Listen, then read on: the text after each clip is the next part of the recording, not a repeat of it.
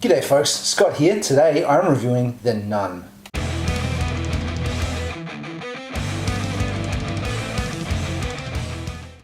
The Nun is the fifth movie in the expanded universe for The Conjuring.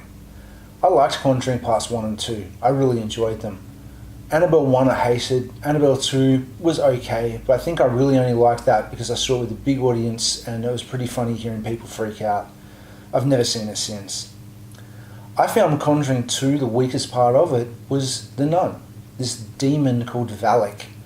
I didn't find it that interesting. I couldn't throw the fact that it looked like Marilyn Manson, and that I just couldn't look past that. So I found it questionable that they were doing this movie, but of course I went. This is set in 1956, obviously well before the events of the other movies.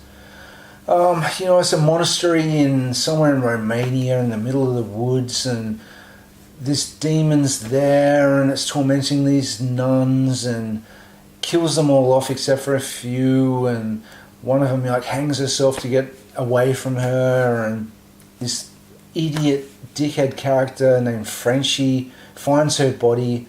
Somehow the word of that gets back to the Vatican, and the Vatican send a sort of high-level priest investigator guy and then just this random, not quite yet a priest girl from England out there to investigate what happened.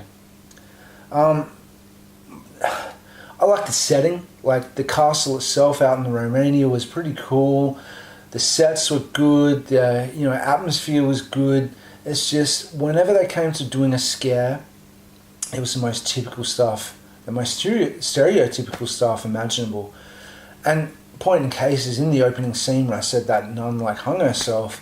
Another nun is trying to do something with this girl, and she walks into a dark room, of course, and you can't see how deep into that room.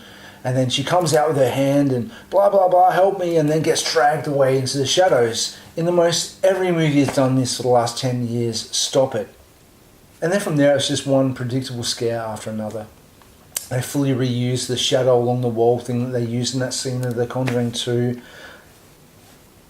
They really had nothing new to offer. Performances were mediocre. I just didn't see the point. I just didn't feel interested. I did check my watch a lot, which I rarely do during a movie, and it was short. It was only an hour and a half.